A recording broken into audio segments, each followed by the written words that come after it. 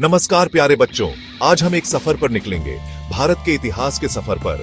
यह सफर हजारों साल पुराना है, रोमांच और ज्ञान से भरपूर।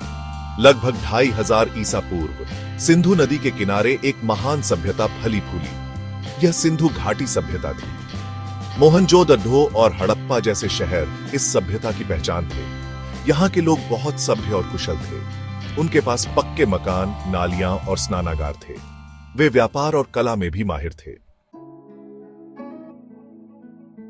सिंधु घाटी सभ्यता के बाद आया वैदिक युग। यह युग 1500 ईसा पूर्व से शुरू हुआ।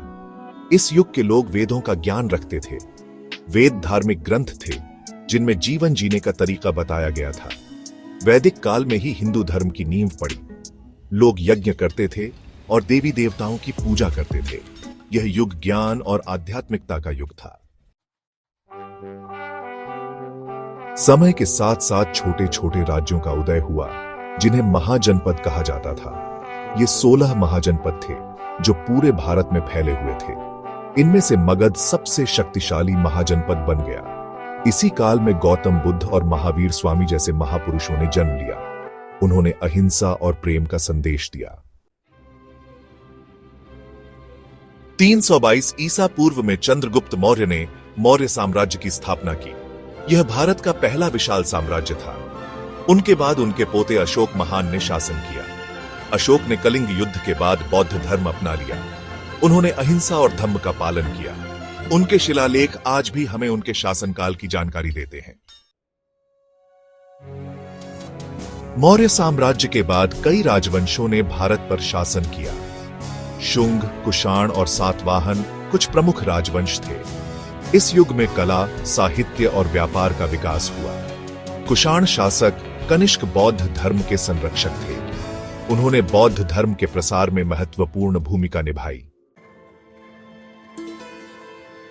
320 ईस्वी में गुप्त साम्राज्य की स्थापना हुई थी। यह काल आप जानते ही हैं, भारत के इतिहास का स्वर्णिम युग कहलाता है।